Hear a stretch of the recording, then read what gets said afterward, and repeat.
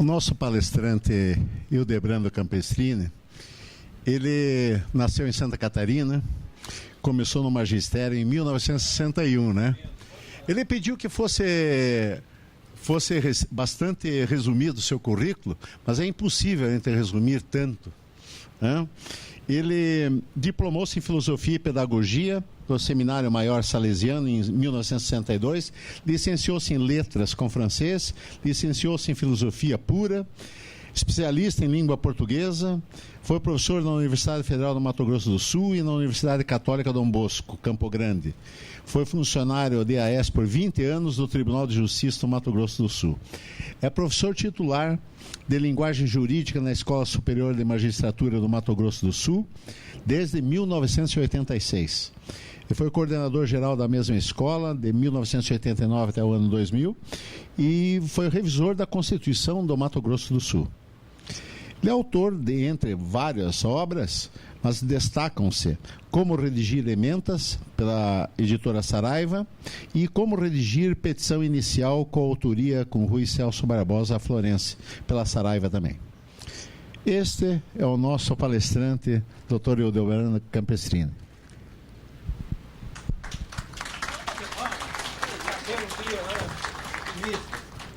Meus amigos, estou de volta por imposição da Giovana e do Luiz Carlos. Tive que revirar todo um evento em Campo Grande, que começa agora meio-dia e vai até domingo, para poder estar aqui. Mas fiz isso com muito prazer, porque eu não podia estar ausente desse movimento. Eu quero estar na história desse movimento lá na programação. Falou o professor Hildebrando Campestrini. Eu quero ficar na memória. Mas por que o Campestrini aqui?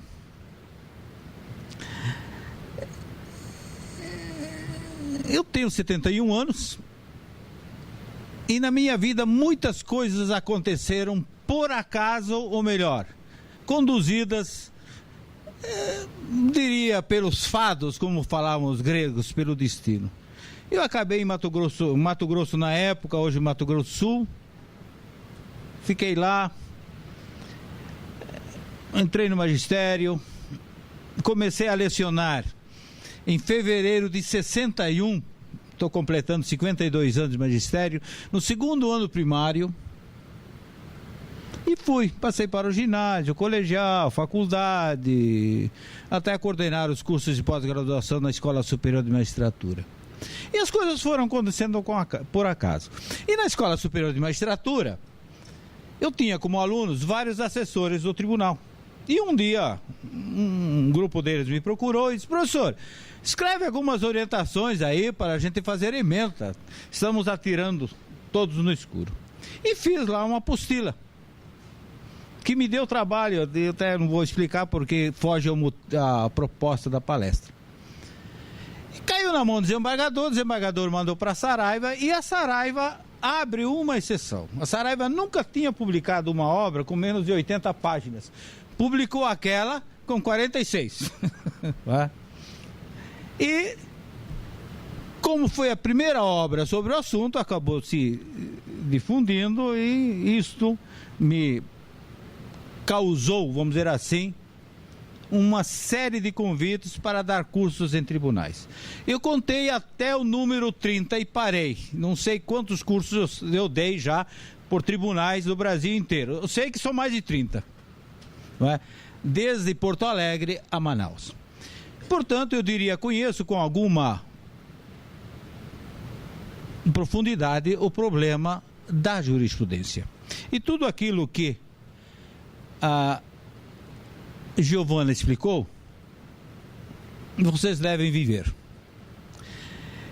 A Giovana, como boa política, naturalmente não entrou num outro aspecto, que é a dificuldade de se trabalhar nisto, porque os nossos magistrados, a metade pensa que é Deus e a outra metade tem certeza. E ali é muito difícil lidar com isso. Felizmente essa mentalidade está melhorando e eu acredito que num futuro próximo tenhamos um cenário diretivo muito favorável. Muito favorável. Mas é complicado, você trabalha, o assessor se convence e o desembargador diz, não, mas fizemos assim 20 anos, por que não continuamos? Então, mais do que implantar um sistema, eu acredito que antes é preciso uma campanha para mudar a mentalidade. Tá? Mudar essa mentalidade. Porque o judiciário é absolutamente conservador, falo porque eu tenho toda essa vida no judiciário, e é absolutamente ingênuo. Continuo acreditando, por exemplo, que aquela birosquinha chamada urna eletrônica não pode ser violada. Os hackers entram em qualquer banco e no Pentágono. Não vão entrar na nossa birosquinha? Não é? Mas o judiciário acredita. Não é? Então é esse cenário com que nós estamos lidando. Nós temos que entender preliminarmente algumas situações e alguns conceitos. O primeiro deles é a linguagem. Nós temos que partir do princípio pós-moderno que a linguagem é a essência humana. Nós somos a nossa linguagem.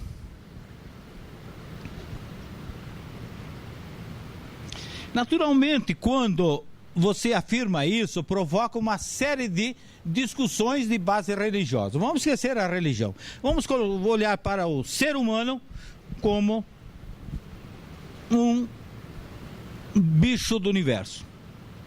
Nós somos diferentes dos animais, somos melhores porque temos linguagem. Linguagem entendida como essa capacidade de lidar com significados. E isso nos dá um outro gancho que é a memória. O ser humano não se reproduz, ou melhor, o ser humano não reproduz a sua história como a formiga. Nós continuamos a história. Tá? Essa é uma discussão muito interessante que precisamos aprofundar para entender que a linguagem é a nossa segunda pessoa. Isso é tão forte, senhores, que está até no Evangelho. Não é? Eu vou falar do Evangelho e não estranho, eu sou agnóstico. Para mim o Evangelho não é um manual de fé, é um manual de sabedoria. Eu adoro o Evangelho. Lá está, no começo era o verbo, e o verbo estava em Deus, e o verbo era Deus, e assim por diante, não é? Em grego, em arqueios tinha o logos. Mas que era esse logos? Logos não era nada mais, nada menos que a linguagem de Deus. E Deus teve que criar uma segunda pessoa, um clone chamado Jesus Cristo, ou Logos, para fazer-se entender pelos humanos, para trazer a mensagem dele. Isso é tão verdade dentro da lógica evangélica que lá no versículo 10 por ali diz: et caro factum est, e esse Logos se transformou em carne, quer dizer, assumiu a condição humana, et vidimus gloriam eius, e assim ficamos conhecendo a glória dele, do Senhor, de Deus. Para nós é a mesma coisa. A linguagem é a nossa segunda pessoa. Se a senhora telefona para um amigo seu em São Paulo, o cidadão pega e diz: alô, doutora. Para ele, a senhora está lá. Mas o que está lá é a sua linguagem. Tá? Então, nós somos a nossa linguagem. Tanto é que, às vezes, temos atitudes contraditórias, aparentemente. Detestamos alguém muito belo que tem uma linguagem terrível, não é? E às vezes o contrário. Nós temos que começar a entender essa linguagem. Até porque, no momento em que os tribunais entenderem que tem uma linguagem e que a linguagem é a segunda pessoa desses tribunais, a coisa muda de figura. Só que nós não temos consciência disso. Infelizmente, nós temos uma formação religiosa que nos leva à culpa, muita culpa, nos faz preocupar com a salvação eterna, tá? E esquece que nós somos gente que tem que cumprir um destino. Tá? E a palavra é tão importante, esse logos é tão importante, que nós somos imortais pela palavra. Ou, se quiserem, nós vamos permanecer na história pela palavra, não por outra coisa. Se a palavra não nos registra, nós não existimos. Lá no Instituto Histórico e Geográfico de Mato Grosso do Sul, mandei colocar uma placa bem grande: somos imortais pela palavra.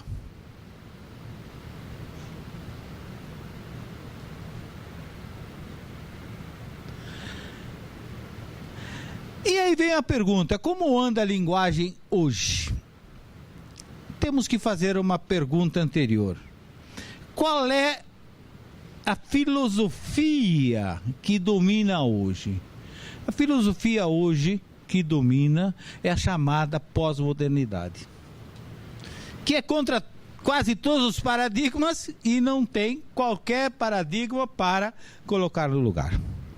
Todavia, principalmente com o advento da internet, nós estamos constatando que há um crescente desprestígio da linguagem e, consequentemente, um crescente desprestígio da inteligência humana. O mundo está caminhando a passos acelerados para uma possível irreversível mediocridade. Se não acordarmos, os nossos netos estarão nesse cenário. Isso, vocês vão observar, não é só lá na internet. Vamos pegar alguns exemplos da nossa Constituição de 88, tá? Se vocês pegarem, acho que é o artigo 5º, sei lá, o 3º, diz assim: são bens da União, inciso 1º, os que atualmente lhe pertencem. Não é genial? São bens da União, 2 pontos. Inciso 1, os que atualmente lhe pertencem. Pior, e os que vierem a ser atribuídos. Gente, não leve a mal, mas isso é uma cacetada na lógica de qualquer cristão. Tirando a tautologia, inclusive, quer dizer, coisas absurdas que os senhores estudam e os constitucionalistas defendem. Lindo, não é? A Polícia Rodoviária Federal, organizada em estrutura, destina-se ao patrulhamento ostensivo das rodovias federais. E por acaso a Polícia Rodoviária Federal vai cuidar do prédio Tribunal de Contas? Se é Polícia Rodoviária Federal, só pode cuidar de quê? Quer dizer, ninguém para pensar. Quer dizer, a própria Constituição está desprestigiando. A nossa Constituição é muito interessante. Por exemplo, ela fala em autoridade competente. Eu pergunto, existe autoridade incompetente? Não existe. Autoridade só pode ser autoridade se competente. Quer dizer, na hora que a Constituição fala em autoridade competente, ela reconhece que há uma autoridade incompetente. Quer dizer, é absurdo.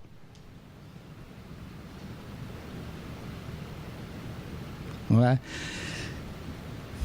E se vocês correrem, não é? Há lá naquele, o pior artigo da Constituição quanto à redação do meio ambiente. Bom, deixa para lá. E os ambientalistas colocam aquilo em quadro, né? Mas lá diz ambiente, direito de todo, sei lá o quê. Bom, lá no fim diz: e cabe ao Estado e à sociedade defendê-lo e preservá-lo para as presentes e futuras gerações. Eu pergunto, alguém defende e preserva para as passadas? Mas quem defende já não preserva? Ou quem preserva já não defende? Isso só pode ser para o futuro. Mas ninguém para pensar. Ninguém para pensar. É impressionante, não é? Eu fui chamado, fui requisitado ao Tribunal de Justiça de Mato Grosso do Sul para trabalhar na revisão da Constituição e na fase da comissão de sistematização. E eu não fui. O presidente do tribunal queria me exonerar, mandar embora. Há 10 mil professores que eu não vou. Eu vou perder meu tempo. Mas vou trabalhar de graça para outros que estão lá para fazer isso e que não sabem ganharem. Não vou. Não é? Tanto é que o Celso Cunha fez a revisão, não é? Pagaram, não levaram nada em consideração e ele morreu 15 dias depois de desgosto. Não é? Então, até na Constituição temos esse desprestígio. Vocês querem ver um exemplo muito curioso? Ninguém será levado à prisão. Tudo bem. Está na voz passiva, não está? Vamos colocar para facilitar. Ninguém será levado à prisão por alguém. Vamos colocar na voz ativa. Alguém levará à prisão ninguém. É um comando impossível.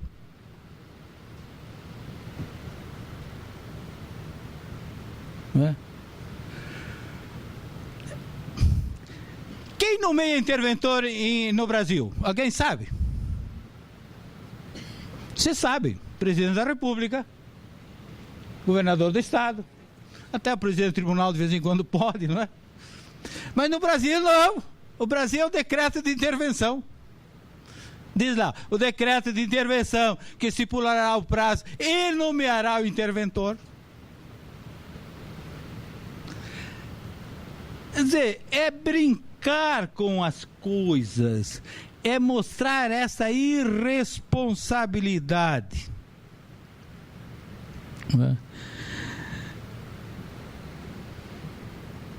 Eu poderia aqui dar muitos e muitos exemplos, tá? Para mostrar aos senhores que nem na Constituição nós temos tido esse trato com a linguagem. Imagine os senhores, então, o meu aluno, o meu vestibulando e assim por diante. E essa mesma pós-modernidade acaba revirando do avesso a ética. Nós falamos muito em ética hoje. Os políticos falam em ética. A presidenta fala em ética. Até o Lula fala em ética. Vamos esquecer o que é ética. Eu tenho a satisfação de dizer que quando estudei filosofia no seminário maior, nós líamos Aristóteles no original. Não usávamos tradução. Ética é a ciência do dever consciente. Então, eu como ser humano, para realizar a minha dignidade humana, tenho que realizar deveres de forma consciente. Aí eu sou ético. Tá?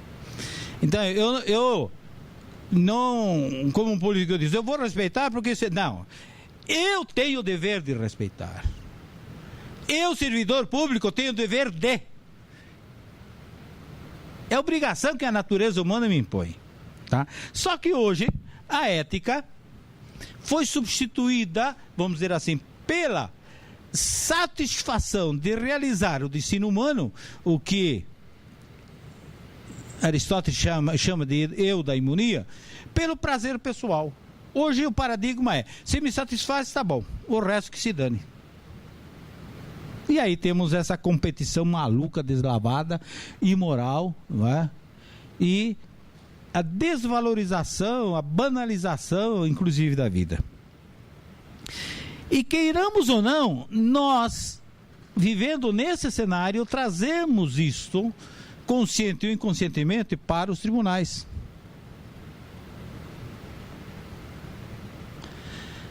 Hoje, as decisões com alguma frequência, deixam a lei de lado para prevalecer o que o juiz imagina que deve ser. Nós lá em Mato Grosso do Sul temos um problema sério, que é a questão indígena.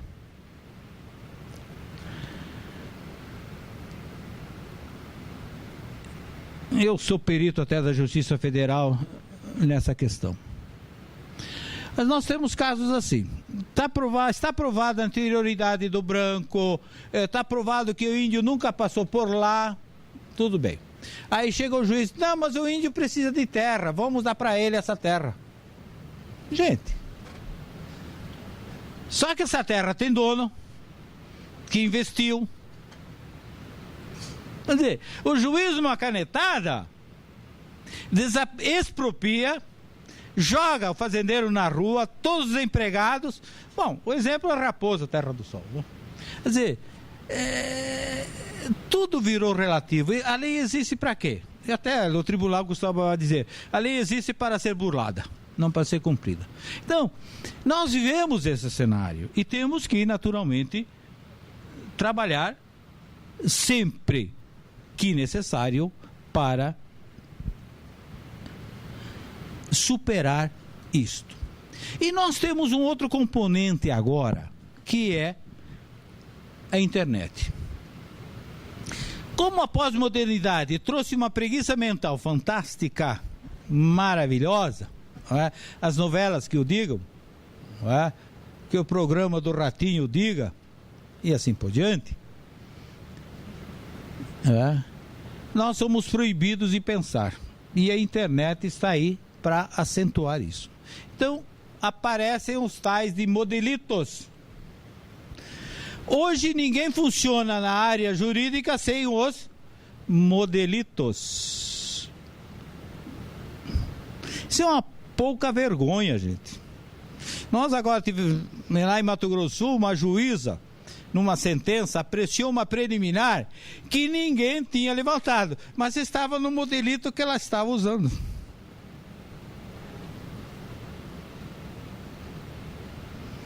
Os tais do modelito. Onde é que tem modelo para isso, modelo para aquilo? Então, estamos na contramão do crescimento humano, que seja do desenvolvimento do raciocínio, da reflexão, do crescimento humano. Nós estamos regredindo. Não é? Eu chamo a atenção, professora Giovana, doutora Giovana, que vocês busquem essa uniformização, mas não uma cadeia, uma armadura que uniformiza, padroniza, que transforma em modelito. Porque aí vocês vão estiolar, vamos dizer assim, começar a matar a criatividade. Mas faz parte da pós-modernidade. As pessoas não têm mais conceitos. Aliás, os senhores da área jurídica, que trabalham essencialmente com conceito, tiveram alguma aula sobre como formular um conceito? Não. Não. Quer dizer, para e aprende a formular um conceito.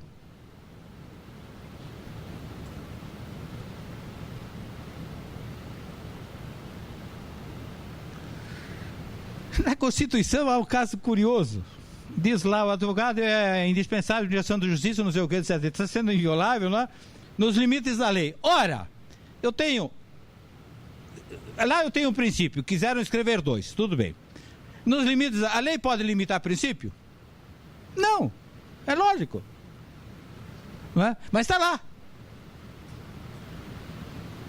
Quer dizer, aquele artigo, aquele princípio, o advogado indispensável de ação da justiça pode ser limitado por lei. Fácil. E assim as pessoas não param para pensar, não é? E depois adiante eu vou dar alguns outros exemplos. E o que é que ocorre com essa pós-modernidade? A pós-modernidade criou algumas síndromes.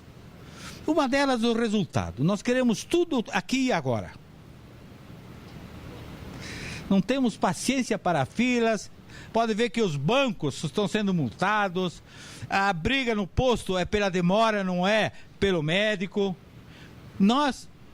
Eu saí de Campo Grande injuriado, porque eu tenho algumas coisas pós-modernas.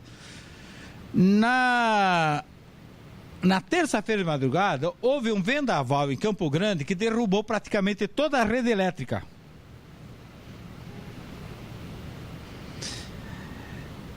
Eu ontem, quando saí de casa, já estava há 30 horas sem energia em casa. Caseiro me enchendo a seu picuar, a mulher reclamando que estava perdendo as coisas do freezer e assim por diante. Mas eu falava, gente, acabou Campo Grande. Prioridade é hospital, é escola, é trânsito. Nós moramos na periferia, num sítio. Alguém está preocupado conosco? Nunca. Depois que terminarem tudo, eu vou lembrar da gente. Ontem, 5 horas da tarde, a mulher me mandou uma mensagem. Finalmente chegou a luz. Quer dizer, deve ser pós-moderna. Não é? É angústia. Nós queremos tudo aqui e agora. E os tribunais são pós-modernos, quando demoram 20 anos para decidir uma questão? Quando o Joaquim, o excelentíssimo senhor ministro do Supremo Tribunal Federal, leva 15 dias para ler um acordo, está na hora de parar com isso, não é? Eu antigamente não, até uns 20 anos, pensava que o jurisdicionado fosse apressado, não. Mas é a justiça que é demorada mesmo. É. Então nós temos... Mas por que essa angústia? É a síndrome do resultado. Você entra no avião, vai levar 1h30 daqui a Curitiba? Vai, não adianta ter pressa, eu só vou descer daqui 1h30. Não adianta, mas nós estamos angustiados. O voo levantou, o voo com 1 hora de atraso, já havia gente braba. Não adianta. Não adianta.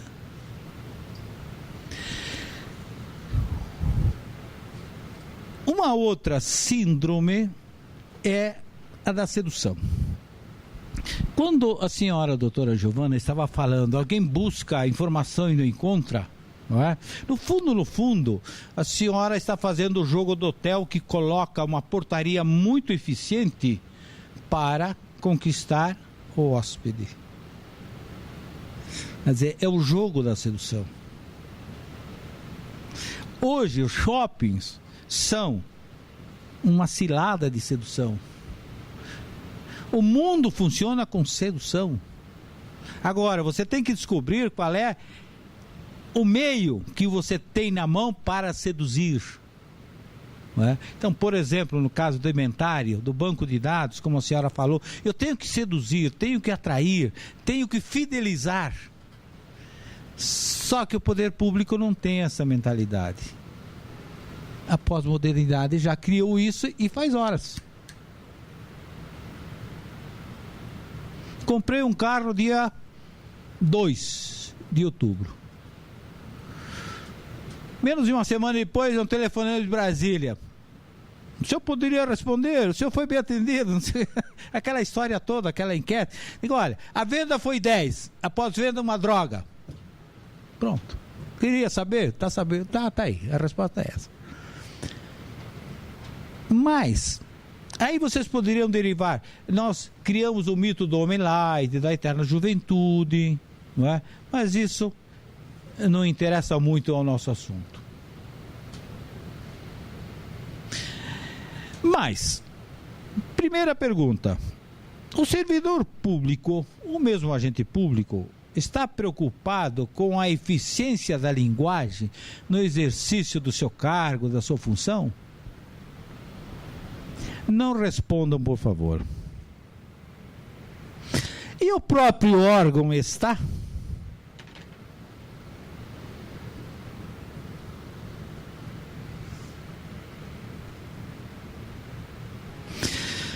O servidor público tem consciência, quer dizer, esse dever ético, que ele deve ter linguagem eficiente? A constatação que nós temos está no sentido inverso. Lá em Campo Grande, com frequência eu sou procurado por advogados que querem entender o que o juiz escreveu.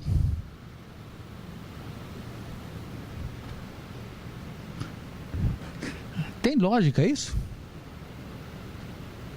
Professores, muitos deles foram meus alunos. Professor, me ajuda a entender o que esse homem quer dizer aqui. E você não entende.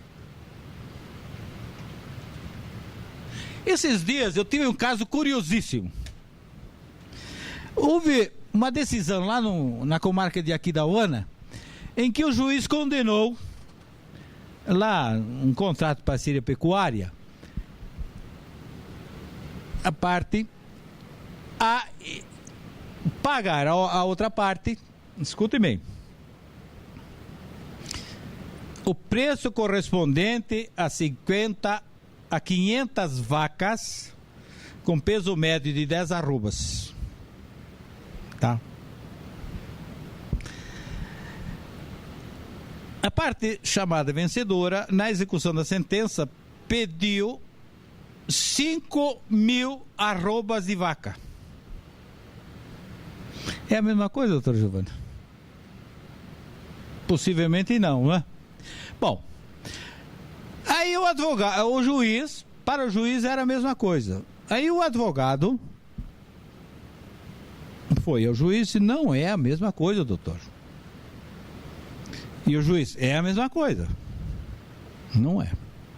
E ficou nisso. Aí o advogado foi a um desembargador e falou, desembargador, eu estou nesse impasse, o que eu faço? Ele falou, procura o Campestrini e pede para escrever uma página que o juiz atende.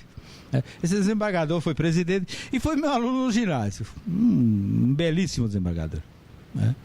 Aí o advogado me procurou e numa página eu mostrei primeiro que o contrato de parceria pecuária de criador para criador. A unidade é vaca. E